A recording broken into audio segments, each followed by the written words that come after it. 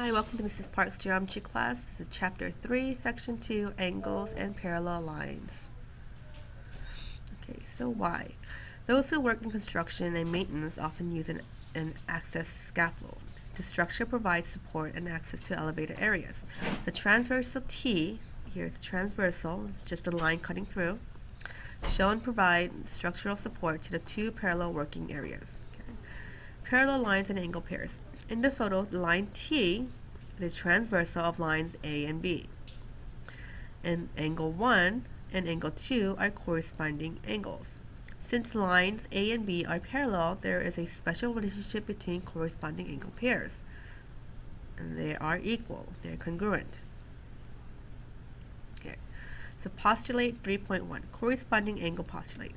So any corresponding angles are congruent. So you see here angle 1 and 3, so top left and top left, okay, they're corresponding angles, they're congruent. But also you notice angle 1 and 7, they're vertical angles and they're congruent as well.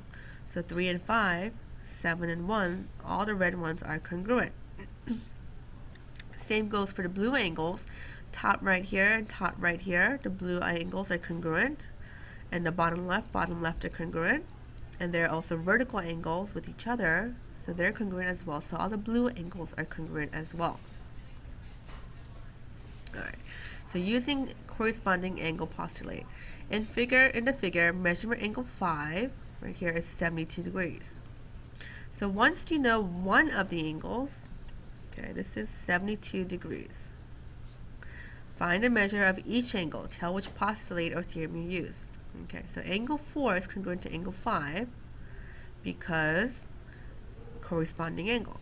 Okay, so angle 4 is congruent to angle 5, definition of congruent angles.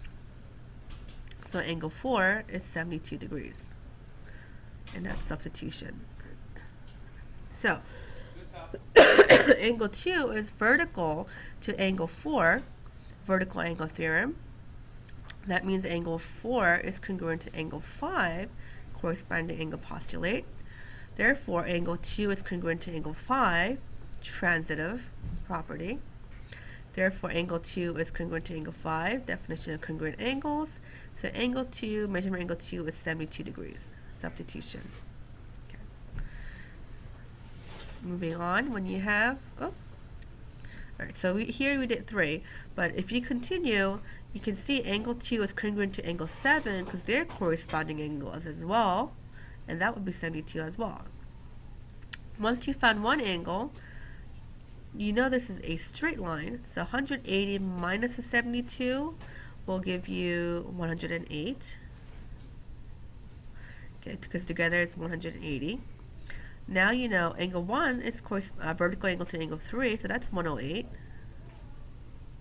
Okay, you know angle 3 is angle 6 are corresponding angles, so they're equal, congruent. Angle 6 and angle 8 are vertical angles, so that's 108 as well. So now we have all the angles. Alright, so here let's move on to your turn numbers 1A through 1C. Go ahead and find those three measures. Tell which postulates or theorems that you use. Alright, moving on to parallel lines and angle pairs. Alternate interior angle theorem. Okay, if two parallel lines are cut by a transversal, then each pair of alternate interior angles are congruent. Alternate interior, so inside and they're alternating. So 1 and 3 are alternate interior, 2 and 4 are alternate interior. They're congruent, they're equal. Consecutive interior angle theorem. That means when you add the two insides, they're going to equal 180. So angle 1 plus angle 2 equals 180. Angle 4 and angle 3, when you add them up, it's going to equal 180 as well. Alternate exterior angle theorem. Angle 5 is congruent to angle 7. Okay, so alternate interior exterior. Angle 6 is congruent to angle 8. Right. Using that, write a proof using the alternate interior angle theorem. So angle 1 is parallel, angle A is parallel to angle B, so these two lines are parallel, and you see those arrows there that indicate those two lines are parallel. Alright, so you have here angle line A and line B are parallel, and T is a transversal of A and B. So we're trying to prove that angle 4 is congruent to angle 5, and angle 3 is congruent to angle 6. So paragraph proof. We are given that angle line A and B are parallel with the transversal T. By the corresponding angle postulate, corresponding angles are congruent. So angle 2 and angle 4 are congruent, and angle 6 and angle 8 are incongruent. Also, angle 5 and angle 2 and angle 8 and angle 3, because vertical angles are congruent. Therefore, angle 5 and angle 4 and angle are congruent, and angle 3 and angle 6 are congruent, since congruence of angle is transitive. Okay, so let's see if we can understand that paragraph here.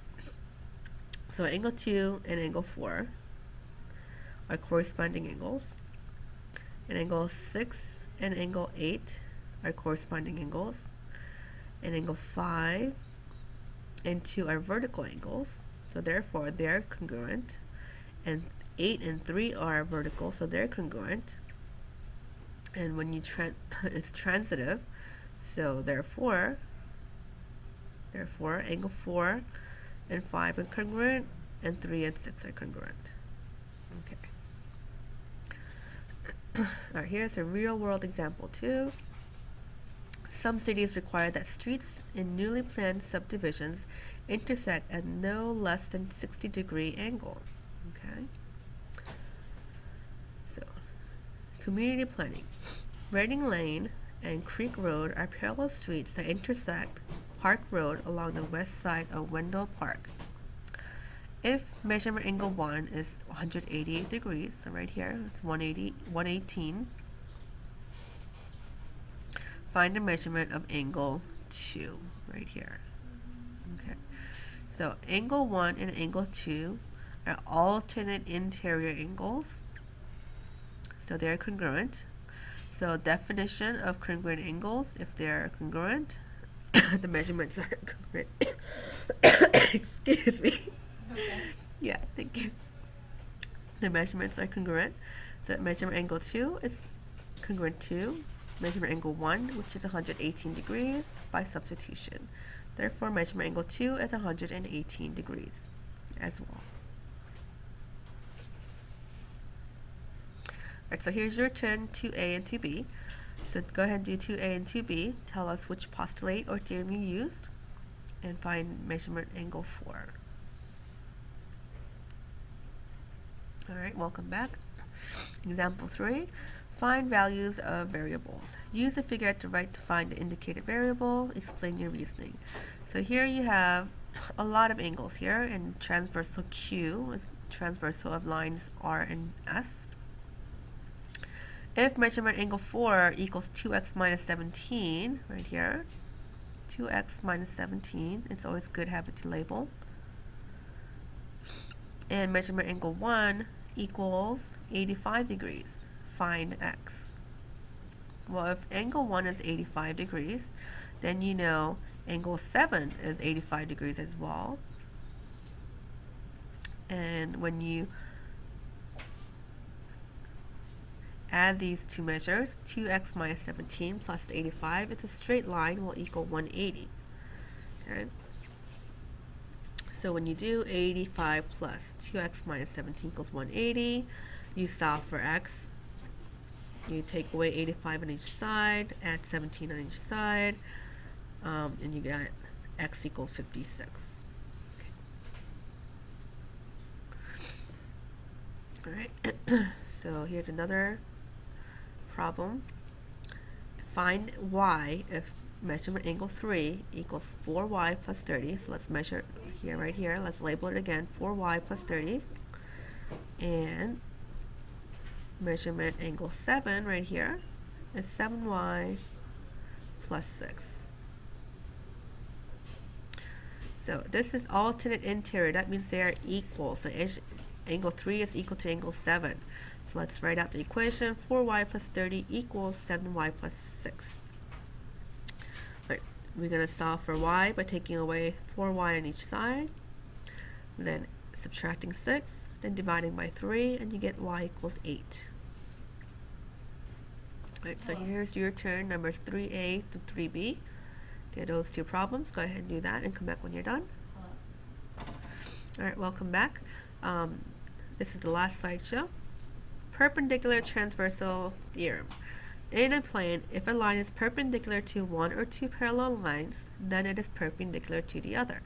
So here you have line A and line B that are parallel, and T is transversal. If line A is perpendicular to line T, then line B is perpendicular to line T as well. Okay, so now we're done with tonight's homework. Make sure you put it away to get credit, and thanks for watching.